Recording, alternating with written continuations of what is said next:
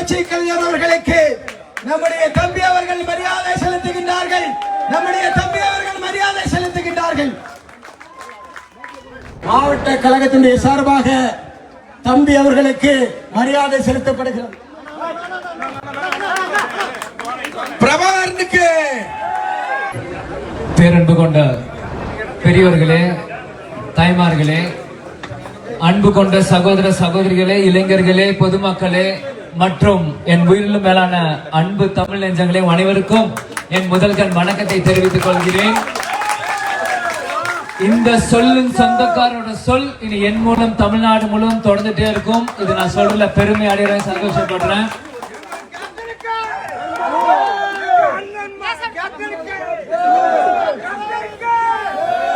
இன்னைக்கு உங்க எல்லாருமே சந்திக்கிற உண்மையில சந்தோஷமான விஷயமா நான் பாக்குறேன். ஒரு மாசத்துக்கு முன்னாடியே நம்ம ஐடன் சோனி அண்ணா வந்து இந்த மாதிரி 30ஆம் தேதி வந்து பொதுக்கூட்டம் நடத்தணும் அப்படின்னு சொல்லியிருந்தாரு. கண்டிப்பாக நான் வரேன் அப்படின்னு சொல்லியிருந்தேன். இந்த மாதிரி அண்ணன் சொல்லியிருந்தாரு, மும்பைல இருந்து நான் வந்தேன் மக்களை பாக்குறதுக்கு, என்னோட வேலையெல்லாம் விட்டுட்டு மும்பையில இந்த உலகத்துல எந்த மூலையில இருந்தாலும் சொல்ற நேரத்தில் சொல்ற தேதியில கரெக்டா வருதுதான். ஏன் இதை சொல்றேன்னா, துளசி கூட வாசம் மாறினாலும் மாறும், ஆனா தவசி புள்ள மாற்ற மாற மாட்டா, சொன்னா சொல்லுதான். அதனால எங்க இருந்தாலும் எந்த வேலை இருந்தாலும் சொல்ற வரைக்கும் தான் யோசிப்பேன். ஆனா ஒரு வாட்டி சொல்லிட்டேன்னா அடுத்த செகண்ட் எங்க இருந்தாலும் மக்கள் முன்னாடி வந்து நிக்கிறது தான் கேப்டனோட ஸ்டைலு. அதே ஸ்டைல் தான் இந்த ரத்தத்தில் இது வரைக்கும் எங்ககிட்ட ஓடிட்டு இருக்கு. இன்னைக்கு ஐடன் சோனி அண்ணா வந்து இந்த பொதுக்கூட்டத்தை ஏற்பாடு செஞ்சது வந்து தேசிய முற்போக்கு திராவிட கழக மாவட்ட செயலர் மத்தியில ஒரு புதுசா ஒரு விஷயத்தை செஞ்சிருக்காரு. அது உண்மையிலே வரவேற்கத்தக்க ஒரு விஷயம். அது என்னவென்றால், எல்லா முக்காவாசி பகுதியில நான் போகும்போதெல்லாம் எங்கெல்லாம் தேமுதிக கொஞ்சம் ஸ்ட்ராங்கா இருக்கோ அந்த இடத்துல பொதுக்கூட்டம் போடுவாங்க. ஆனா சிங்கத்தை கூக்குள்ளே சந்திக்கிற மாதிரி இன்னைக்கு இந்த தேமுதிக எந்த பகுதியில இன்னைக்கு நம்ம கொஞ்சம் முன்னோட கொஞ்சம் ஓட்டு கம்மியா இருக்கு, நம்ம ஆட்கள் கம்மியா இருக்கும், அந்த பகுதியில் குறைஞ்சது 2000 இருந்து 3000 பேர் என்னை சுத்தி இங்க இருப்பீங்கன்னு நினைக்கிறேன். மணி 9 ஆக போது. இன்னைக்கும் இந்த கூட்டம் பெண்கள் நவராம இன்னைக்கும் எங்களுக்காக இருக்கீங்களே. இதுதான் தேமுதிகவோட வளர்ச்சி, இதுதான் தேசிய முற்போக்கு திராவிட கழகம். எந்த கட்சி பொதுக்கூட்டத்துக்கு போனாலுமே நம்மளுக்கு பாதுகாப்பு இருக்குமா என்னன்னு உங்களுக்கு தெரியாது. ஆனா தேசிய முற்போக்கு திராவிட கழகம் பொதுக்கூட்டத்துக்கு வந்தா ராத்திரி எவ்வளவு நேரம் நீங்க பத்திரமா வீடு போய் சேரலாம். அதுவும் உங்களுக்கு நல்லா தெரியுது. அதுக்காக தான் இன்னைக்கும் இந்த பகுதியில இவ்வளவு பெண்கள் இருக்கீங்கன்னா இது சாதாரண ஒரு விஷயம் இல்ல, உண்மையான ஒரு எழுச்சியான விஷயமா நான் பாக்குறேன்.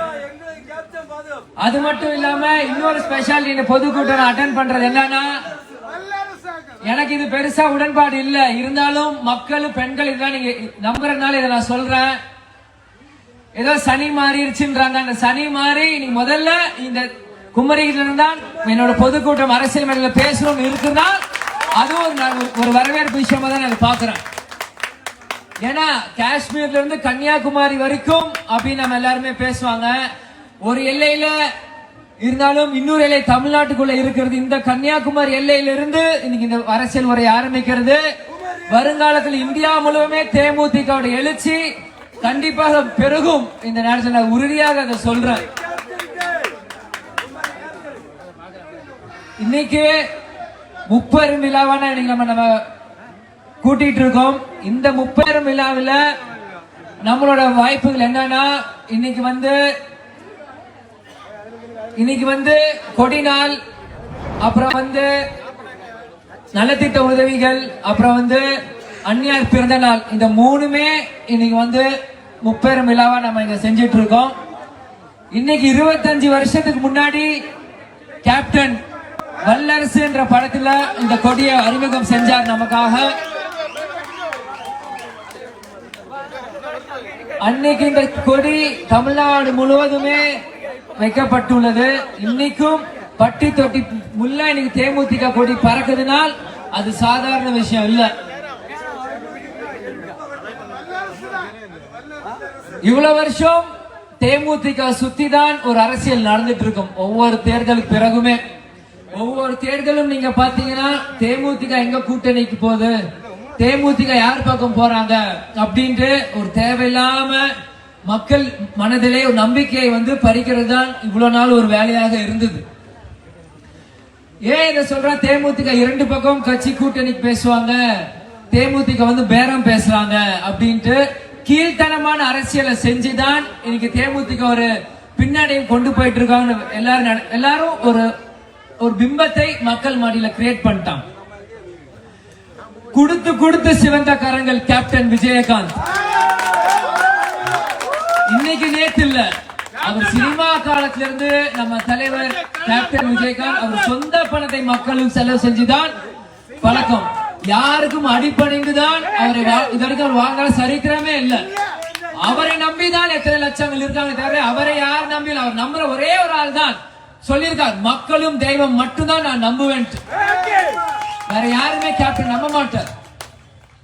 இதையே உங்களுக்கு சொல்றேன்னா, இன்னைக்கு தேமுதிக முன்னோட ஓட் பர்சன்ட் கம்மி ஆயிடுச்சு, தேமுதிக முன்ன மாதிரி இல்ல, கேப்டன் மறைவுக்கு பிறகு தேமுதிக இல்லன்னு மக்கள் மத்தியில தேவையில்லாத ஒரு பிம்பத்தை கொண்டுட்டு இருக்காங்க. நான் ஒரு ஓபன் சேலஞ்ச் இங்க இருக்க எல்லா கட்சிக்காரங்களுக்கும், எல்லா ஊடகங்களுக்கும், இதை நம்புற பொதுமக்களுக்கும், அந்த டிவியில உட்கார்ந்து அரசியல் விமர்சனம் பேசுற எல்லாருமே ஓபன் சேலஞ்ச் வைக்கிறேன். கேப்டன் அரசியல் ஆரம்பிக்கிறதுக்கு முன்னாடி கேப்டன் எவ்வளவு சொத்து இருந்தது, இந்த செகண்ட் கேப்டன் எவ்வளவு சொத்து இருக்கு நீங்க கணக்கு எடுத்து பாருங்க. உங்களுக்கு தெரியும் தேசிய முற்போக்கு திராவிடம் பேரம் பேசணுமா இல்லாட்டி எங்க சொந்த பணத்தை மக்களுக்கு செலவு செஞ்சோமான். இன்னைக்கு நான் இல்ல, இது கேப்டனே சொல்லியிருக்கார். 1990 என்னைக்கு நான் திருமணம் ஆச்சோ அன்னைக்கே என்னோட மனைவி இதெல்லாம் நிறுத்துங்கன்னு சொல்லி அன்னைக்கே நான் பொதுமக்கள் சேவை செய்யறது நிறுத்தி இருப்பேன். இன்னைக்கு கேப்டன் மறைவுக்கு பிறகும் இன்னைக்கு கேப்டன் ஆலயத்தில் தினம்தோறும் 2000-3000 பேருக்கு அன்னதானம் கொடுக்கிறோம்னா இது கேப்டன் வழியில் வந்த திருமதி பிரேமலதா விஜயகாந்த் சரி, விஜயபிரபா இருந்தாலும் சரி, எங்க கட்சி தொண்டர்களா இருந்தாலும் சரி, இதுதான் கேப்டன் எங்களுக்கு கத்துக் கொடுத்திருக்கிறார்.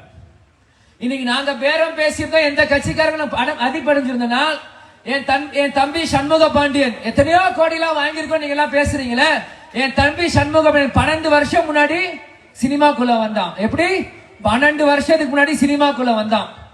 இது வரைக்கும் 2 படம் தான் நடிச்சிருக்காப்ல. அவ்வளவு காசு இருந்தா என்ன, சங்கர் எவ்வளவு பெரிய டைரக்டர் வைத்து இன்னைக்கு எத்தனையோ நாங்க படம் எடுத்திருக்கலாம்ல. எத்தனையோ பேர் கேப்டன் வாழ வச்சாரு, ஆனா கேப்டன் மகனே இன்னும் யாரும் வாழ வைக்கல. அதுக்காக நாங்க பயந்து அதுக்கு எங்கேயும் ஓடல, அதுக்காக நாங்க பயந்து ஓடல. யாராச்சும் எங்களுக்கு வாய்ப்பு கொடுப்பீங்களா நாங்க எங்கல. எதிர்நீச்சல் போட்டு வளர்ந்த கட்சி தான் தேமுதிக. கேப்டன் அதே எதிர்நீச்சல் போட்டு தான் எங்களையும் எங்க அப்பா வளர்த்திருக்கார். இதே கேப்டன் சொல்லிருக்காரு, ஓடுற குதிரையில தான் ப்ரொடியூசர் சவாரி செய்வாங்க. அதுக்காக நாங்க பயப்படல. எங்களுக்கான ஒரு காலம் இருக்கு, எங்களுக்கான ஒரு நேரம் இருக்கு, அதுக்காக நாங்க பயப்படல. ஆனால் தேவையில்லாத ஒரு பொய் பிம்பத்தை எங்க மேல சுமத்தும் போது மக்களோட நம்பிக்கை இழக்கிறோம். இன்னைக்கு ஊழல் செஞ்ச 2 கட்சியுமே ஆட்சி அமைக்கலாம், ஆனா எந்த ஊழல் நிரூபிக்காத தேமுதிக மேல பழி சுமத்துறீங்க. இது யாராவது தவிர்க்க முடியுமா? யாருனாலும் முடியாது. ஒரு சின்ன உதாரணம் இதுக்கெல்லாம். 2011 கேப்டன் ரிஷி ஜெயிச்சார். 50 வருஷமோட கோரிக்கை,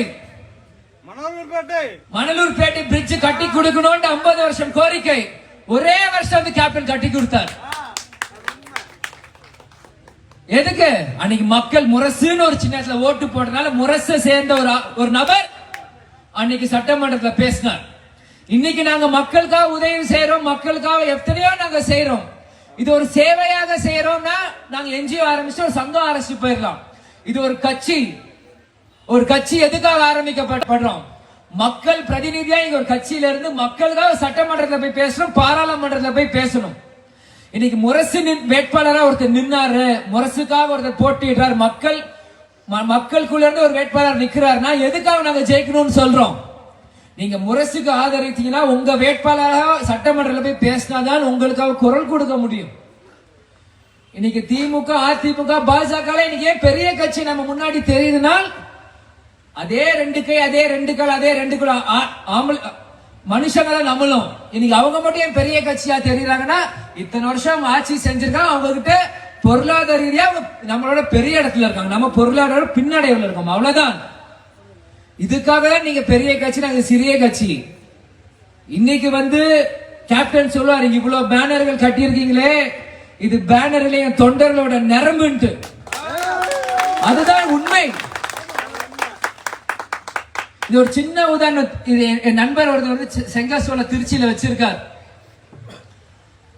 ஒரு 5 வருஷம் முன்னாடி அது நடந்தது தேர்தல். அப்போ கேப்டன் 2021 தேர்தல் வரும்போது, அப்போ தினமும் ஜனவரி 5 அந்த மாதிரி மாச ஆரம்பத்துல சம்பளம் கொடுப்பாங்களா எல்லாருக்குமே.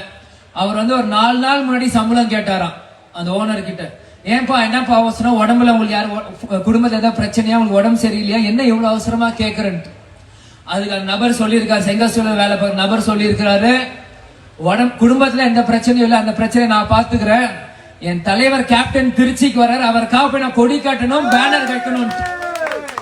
இந்த மாதிரி சாதாரண ஏழை மக்கள், விவசாயிகள், கூலி செய்யறவங்க தான் இன்னைக்கு தேசிய முற்போக்கு திராவிட கழகம் ஒரு கட்சி ஆரம்பிச்சிருக்கோம். இன்னைக்கு இப்படியெல்லாம் கஷ்டப்பட்டு ஆரம்பிச்ச கட்சி தான் இன்னைக்கு 2 பேருமே ஒரு நிலை கொண்டு வந்திருக்காங்க. அதுக்காக நாங்க வருத்தப்படல. எங்களோட நிலைப்பாடு எங்களுக்கு தெரியும். டிசம்பர் 28 கேப்டன் மண்ணுல புதைக்கப்படல, பல கோடி மக்கள் மனசுல விதைக்கப்பட்டிருக்கிறார். இன்னைக்கு கேப்டன் மனிதரை தாண்டி, புனிதரை தாண்டி இன்னைக்கு தெய்வமா இருக்கிறார். இன்னைக்கு எல்லாரும் இல்ல பூஜாரிலுமே கேப்டன் இருக்கிறார். இன்னைக்கு கேப்டன் எங்கேயும் போகல. இன்னைக்கு என்னைய சுத்தி இவ்வளவு இளைஞர்கள் இருக்கீங்க, இவ்வளவு பெண்கள் இருக்கீங்க. நீங்க எல்லாருமே சிந்திக்கணும். இதெல்லாம்ப்பா விஜய் பிரபாகர் என்னப்பா வாரிசு அரசியல், கேப்டன் புள்ள, அவர் இன்னைக்கு வந்து அரசியல் மேடையில் நிக்கிறாரு, இன்னைக்கு கேப்டன் பிறகு அவர் வர வாரிசு அரசியல் பண்றாரு மட்டும் யாரும் நினைக்காதீங்க. ஏன் இதை சொல்றேன்னா, இன்னைக்கு நான் முதல்ல அரசியல் மேடையில் 5 வருஷம் 6 வருஷத்துக்கு ஏறதுக்கு முன்னாடி அன்னைக்கு தேமுதிக 100க்கான எம்எல்ஏ இல்ல, 20-30 எம்பி இல்ல, 100க்கான கவுன்சிலர் இல்ல. அன்னைக்கு கேப்டன் உடல்நிலை பின்னடைவு, அன்னைக்கு தேமுதிக யாருமே இல்ல. அன்னைக்கு தேமுதிக வந்து ஒரு தோல்வி நிலையில இருக்கு. இருந்தாலும் எதுக்கும் அஞ்சாமல் கேப்டனோட ரத்தம் எனக்குள்ளேயும் ஓடிட்டு இருக்கு. அந்த தைரியத்திலையும் அன்னைக்கு கேப்டன் என்கிட்ட சொன்னார். முதல்ல அந்த மீட்டிங் போறப்ப கேப்டன் எனக்கு சொன்னார், நீ தைரியமா போனார், கண்டிப்பா போற, ஏன் நீங்க இருக்கீங்க, நான் இருப்போனா இல்லையோ கடைசி வரைக்கும் என் தொண்டர்களும் கூட நிப்பாங்க. இன்னைக்கு கேப்டன் இல்லாத இந்த செகண்டும் அவர் சொன்ன வார்த்தை இன்னைக்கும் கேப்டன் தொண்டர்கள் தான் இன்னைக்கும் எங்க கூட நிக்கிறீங்க. நீங்க கூப்பிட்டீங்க, நான் வந்துட்டேன், இனி உங்க கூட மட்டும்தான். இன்னைக்கு அண்ணன் உதயநிதி மாதிரி அவங்க தாத்தா 6 வாட்டி எம்எல்ஏ, 6 வாட்டி சிஎம், அப்படிலாம் நான் வரல. நீங்க சிந்திக்கணும். இன்னைக்கு எல்லா கட்சியிலுமே அடுத்த கட்ட தலைவர்கள் உருவாக்கிட்டு இருக்காங்க. இன்னைக்கு புது தலைவர்கள் உருவாக்கிட்டு இருக்காங்க. மக்கள் நீங்கள் சிந்திக்கணும், யார் நம்மளுக்கு அடுத்த கட்ட தலைவர்கள் வராங்கன்ட்டு. 25 வருஷம் முன்னாடி கேப்டன் கட்சி ஆரம்பிக்கும் போது குழந்தையா இருந்தவங்களே நீங்க கல்யாணம் பண்ணி இன்னைக்கு நீங்க குழந்தையோட இருப்பீங்க. நீங்க சிந்திங்க, நாளைக்கு நம்ம குழந்தையோட ஃபியூச்சர் எப்படி இருக்கணும்ட்டு. இன்னைக்கு நம்ம எல்லாருமே படிச்சிருக்கோம், எல்லாருக்கிட்டையும் ஸ்மார்ட் போன் கையில இருக்கு. இன்னைக்கு நீங்க எல்லாருமே ஸ்க்ரால் பண்ணி நீங்க எல்லா விஷயத்தையுமே நீங்க பாக்குறீங்க. நீங்கள் சிந்திக்கணும், நீங்க எல்லாருமே எந்த அடுத்த கட்ட தலைவர்கள் முக்கியம்ட்டு. இன்னைக்கு நல்ல திட்ட உதவி கொடுக்கிறோம், போறோம் வரோம், இது முக்கியம் இல்ல. தேர்தல் நேரத்தில் அந்த ஓட்டு போற அந்த செகண்டில் நீங்க சிந்திக்கணும். உங்களுக்காக உழைக்க நாங்க தயாரா இருக்கிறோம். விஜயபிரகாஷ் வராரு பேசினாரு மட்டும் யாரும் நினைக்காதீங்க. சென்னையில இருந்து ஒரு மணி நேரம் பிளைட் திருவேண்டரம்ல இருந்து 1/2 மணி நேரம் வந்துருவேன் கன்னியாகுமரிக்கு. உங்களுக்கு எந்த பிரச்சனையாலும் அடுத்த செகண்ட் வந்து நான் நின்றுவேன். இன்னைக்கு இந்த கன்னியாகுமரி இது ஒரு முக்கியமான விஷயம். ஏன் யாரும் பேசலன்னு தெரியல. இந்த கன்னியாகுமரி பகுதியில காஷ்மீர்ல இருந்து கன்னியாகுமரி நம்ம பேசுறோம்ல, இன்னைக்கு வடநாட்டுக்காரங்களுக்கு சென்னைக்கு பிறகு எல்லாருக்கும் தெரிஞ்ச ஊர் வந்து கன்னியாகுமரி தான். அப்படி இருக்கிறவங்களுக்கு மட்டும் இன்னைக்கு இந்த பகுதியில இந்த தொகுதியில சுத்தி இருக்கவங்க எல்லாருமே தேசிய கட்சிக்கு வந்து ஆதரிக்க, காங்கிரஸ் பிஜேபி தான் ஜாஸ்தி ஓட்டுகள் விடுது. அப்படி இருக்கும்போது இதுவரைக்கும் எத்தனையோ பேர் நீங்க ஜெயிக்க வச்சிருக்கீங்க. இதுவரைக்கும் கன்னியாகுமரி யாராச்சும் ஏர்போர்ட் கொண்டு யாராச்சும் இன்னைக்கு வரைக்கும் கேள்வி எழுப்பியிருப்பாங்களா? இன்னைக்கு கன்னியாகுமரி தொகுதியில இன்னைக்கு நம்மளுக்கு ஒரு ஏர்போர்ட் வந்திருந்தா இன்னைக்கு எத்தனையோ வேலை வாய்ப்புகள் நம்மளை சுத்தி வரும். இன்னைக்கு எத்தனையோ சுற்றுலா ஸ்தலங்கள் வந்து இன்னைக்கு வந்து இங்க வந்து இருக்கிற வள்ளுவர் சிலைக்கு போறது, இனிமே எத்தனையோ பீச் இன்னைக்கு இருக்கு. இன்னைக்கு நம்மளுக்கு வந்து தனுஷ்கோடி இருக்கு, ராமேஸ்வரம், எத்தனையோ விஷயங்கள் கன்னியாகுமரி பக்கத்துல இருக்கு. இதுவரைக்கும் யாராச்சும் அந்த கேள்வி எழுப்பியிருப்பாங்களா? மக்களாக நீங்கள் சிந்திக்கணும். இன்னைக்கு நம்ம கன்னியாகுமரி வரணும்னா மதுரைக்கு வரணும், மதுரையில இருந்து இங்க ட்ரெயின் பிடிச்சி பிளைட் பிடிச்சி கார்ல வரணும், பஸ்ல வரணும், இல்லாட்டி கேரளாவுக்கு போய் பக்கத்து மாநிலத்துல இருந்து இன்னைக்கு வரணும்.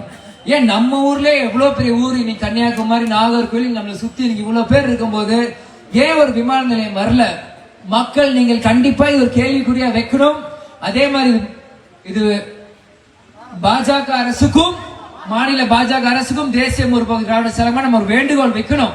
கன்னியாகுமரி நாகர்கோவில் கண்டிப்பா ஒரு விமான நிலையம் வரணும். இங்க இருக்க மக்களுக்கு வந்து நீங்க இன்னும் கொஞ்சம் செய்யணும். இன்னும் 50-60 வருஷம் பின்னாடி இருக்கிற மாதிரி இங்க வந்து உத்தரப்பிரதேஷ்ல மட்டும் பிரயாக்ராஜ், அயோத்தியா, வாரணாசி 100 கிலோமீட்டர் சுத்தி 3 ஏர்போர்ட் வச்சிருக்கீங்க. எல்லா கோயிலுக்கும் மக்கள் வரணும்ட்டு கும்பமேளாக்கு போனா பிரயாக்ராஜுக்கும் தனி ஏர்போர்ட், ராமர் கோயிலுக்கு போனா அங்க தனி ஏர்போர்ட், வாரணாசிக்கு போனா அதுக்கு தனி ஏர்போர்ட். இன்னைக்கு கும்பமேளா நான் போறப்பதான் நான் பாக்குறேன் 100 கிலோமீட்டருக்கு ஒரு ஏர்போர்ட் இருக்கு.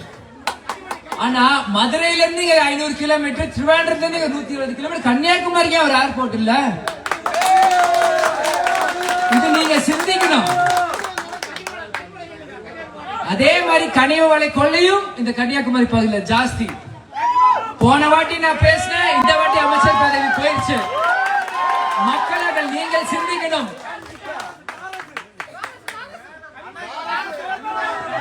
அதே மாதிரி அதுதான் டெய்லி 3000 டாரஸ் வண்டி போயிட்டு இருக்கு. சின்ன யூனிட் வண்டியா நம்ம ஆளுங்களுக்கு கொடுக்கறது, பெரிய யூனிட் எல்லாம் அவங்க ஆளுக்கு கொடுத்து மற்ற மாநிலத்தை கொடுத்து அவங்க நம்மளால பெரிய வண்டி வாங்க முடியாது. ஏன்னா நம்மகிட்ட காசு இல்ல. ஏன் ஓட்டுக்கு பணத்தை கொடுத்து ஓட்டை வாங்கிடுறாங்க. அடுத்த 5 வருஷம் நம்மகிட்ட காசு இல்ல.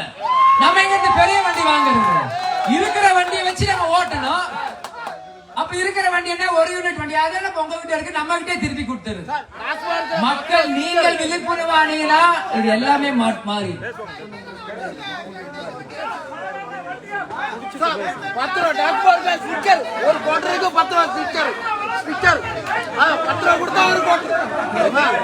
அண்ணா அவரு பிரச்சனை பேசுறாரு, குவார்டருக்கு 10 ரூபாய் மேல விக்கிறாங்கன்ட்டு. எனக்கு அந்த பழக்கம் இல்லை, எனக்கு அதை பத்தி சரியா தெரியாது.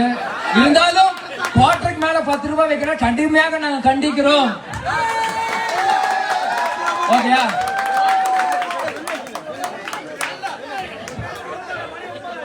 இங்க இருக்க பெண்களுக்கு தெரியும் அந்த குவார்டர் எத்தனை தாலி அறுத்துச்சுன்ட்டு.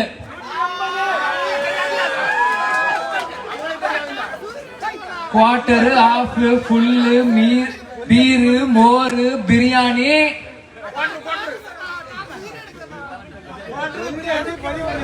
இப்படி எல்லாம் கொடுத்து கொடுத்து கொடுத்து கொடுத்து இலவசம் கொடுத்து கொடுத்து கொடுத்து கொடுத்து கொடுத்து கொடுத்து நம்ம எல்லாருமே ஏழையாவே வச்சுட்டு poor is getting poor, richer is getting rich. அதுதான் சிம்பிள். ஏழை ஏழையாயிட்டே இருக்காங்க, பணக்காரன் பணக்காரன் ஆயிட்டே இருக்காங்க. மிடில் கிளாஸ் மேலேயும் போக முடியல, கீழேயும் வர முடியல, இருக்கிறதுக்கு பயந்துட்டு அப்படியே போயிட்டு இருக்காங்க. மக்கள் நீங்கள் சிந்திக்கணும். மீண்டும் மீண்டும் அதை தான் சொல்றேன். அடுத்த கட்ட தலைவர்கள் யார்? இன்னைக்கு கேப்டன் நம்மளுக்கு எங்கேயும் போகல. இன்னைக்கு நாங்க அரசியலுக்காக நாங்க வரல, எங்க தலைவருக்காக நாங்க அரசியலுக்குள்ள வந்திருக்கிறோம். எங்க தலைவரோட கொள்கை என்ன? இந்த மக்களை தங்க தட்டுல வச்சு தாளாட்டணும்னு சொல்லி இருக்கிறார். இந்த மக்களை தங்க தட்டுல வச்சு தாளாட்டுதான் எங்களோட தாரக மந்திரமா இருக்கு.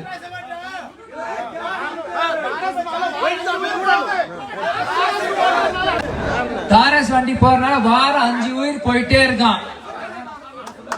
உண்மையா? இதுக்கு என்ன பண்ணணும்?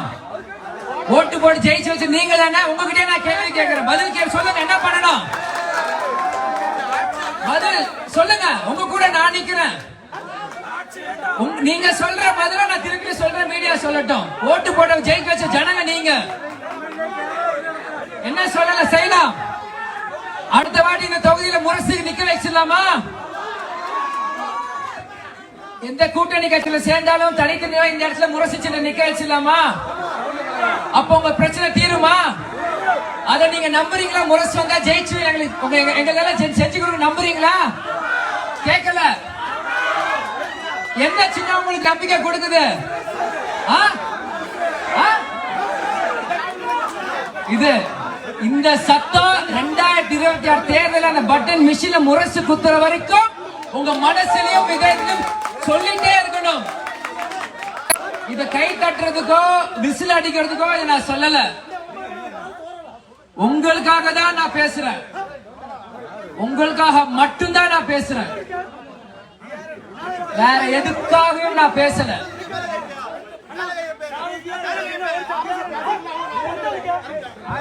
நீங்க மக்களே நீங்கள் சிந்திக்கணும். குமரி மாவட்டத்துல இங்க ஃபேக்டரி இல்ல, வேலை வாய்ப்பு கம்மியா இருக்கு. அதனால பக்கத்து மாநிலத்துக்காக நம்ம எல்லாம் வேலை வாய்ப்பு தேடி போக வேண்டியதா இருக்கு.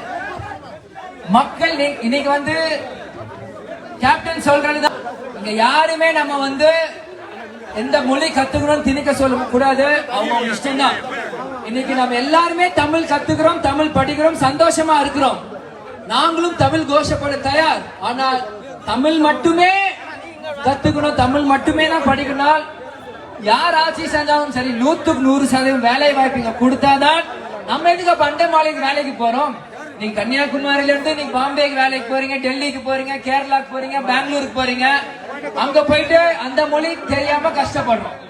இன்னைக்கு தமிழ்நாட்டிலே 100% வேலை வாய்ப்பு இருந்தா நம்ம எதுக்கு வெளி மாநிலத்துக்கு போய் வேலை பார்க்க போறோம்? அதனால் மக்கள் நீங்கள் சிந்திக்கணும். Language is just a communication skill. நீங்க எல்லாருமே சிந்திக்கணும். இன்னொரு மொழி கத்துக்கிற தவறே இல்ல. இன்னைக்கு இங்கிலீஷ் படிச்சா சந்தோஷம், தமிழும் படிக்கணும். அதான் கேப்டன் சொல்வார், நம்ம தாய்மொழி நம்ம கண்ணு மாதிரி, ஆங்கிலம் போடுற கண்ணாடி மாதிரி. எப்ப தேவையோ அப்ப கண்ணால பார்க்கணும், மத்த நேரம் கண்ணாடி போடும். கேப்டன் தெளிவா சொல்லியிருக்கிறார். ஆனால் மக்கள் நீங்கள் சிந்திங்க. இன்னைக்கு நீங்க படிக்கணும். எல்லாருமே எல்லா லாங்குவேஜுக்குமே தெரியணும். இன்னைக்கு வந்து இந்த உலகம் பெருசு. இன்னைக்கு நீங்க எக்ஸ்ப்ளோர் பண்றது எவ்வளவோ இருக்கு. இந்த ஊரை தாண்டி நீங்க பல ஊருக்கு போய் இந்த உலகத்தை பார்க்கணும். வாழ்க்கை என்பது சின்னது. ஆனா நீங்க இருக்கிற நேரத்தை சந்தோஷமா இருங்க எல்லாரும். அதே மாதிரி மணி நேரம் ஆயிடுச்சு. நீங்க எல்லாரும் வீட்டுக்கு போனோம். நாளைக்கு வந்து ரம்ஜான். உங்க எல்லாருக்குமே நல்ல ரம்ஜான் வாழ்த்துக்களை இந்த நேரத்தில் சொல்லிக்கிறேன். கேப்டன் எப்பயுமே கையில 7, 8, 6 மோதிரம் தான் போடுவாரு. அவரும் இஸ்லாமிய தோழருக்கும் இப்ராஹிம் ராவுத் அண்ணனும் அவ்வளவு நெருங்கிய நண்பர்கள். முதல்ல சண்முக பாண்டியன் பிறக்கும் போதும் அவனுக்கு சவுக்கத் அலின்னு தான் பேர் வச்சாங்க. பிறகுதான் சண்முக பாண்டியனா மாத்தப்பட்டது. ஏன்னா இந்த பாஸ்போர்ட் ஏதாவது இஷ்யூ ஆகும் நிறைய பேர் சொன்னாங்கன்ட்டு. ஆனால் எம்மதமும் சம்மதம். இதுதான் தேசிய முற்போக்கு திராவிட கழகம். அதுதான் கேப்டன் எங்களுக்கு கத்து கொடுத்திருக்கிறார். இந்த காத்துல இந்த ஜாதி இருக்கா, இந்த மதம் இருக்கான்னு கேப்டன் சொல்லி இருக்கிறார். அதுதான் எந்த கட்சி மாதிரியும் ஜாதி மதத்தை பார்த்து பழகிறவங்க நாங்க இல்ல. எல்லா ஜாதியும் ஒண்ணுதான், எல்லா மதம் ஒண்ணுதான். கேப்டன் சொல்ற மாதிரி இருக்க 2 ஜாதி தான், ஆண் ஜாதி பெண் ஜாதி, அவ்வளவுதான், வேற எதுவுமே இல்ல. அதனால எல்லா இஸ்லாமிய தோழர்களுக்கும் நண்பர்களுக்கும் ரம்ஜான் வாழ்த்தை நான் தெரிவித்துக் கொள்கிறேன். அதே மாதிரி டைம் ஆயிடுச்சு, சம்மர் ஸ்டார்ட் ஆயிடுச்சு, வெயில் ரொம்ப ஜாஸ்தியா இருக்கு. நீங்க எல்லாருமே ஹெல்த்த பாத்துக்கோங்க, நிறைய தண்ணி குடிங்க, உடம்ப பாத்துக்கோங்க. கூடி விடை பெறுகிறேன். நன்றி, வணக்கம். கர்ஜிக்கும் சிங்கமடா, குணத்தில தங்கமடா, அண்ணன் என்றும் ஏழைகளின் மன்னனடா, ஆசி வழங்கும் கலியும்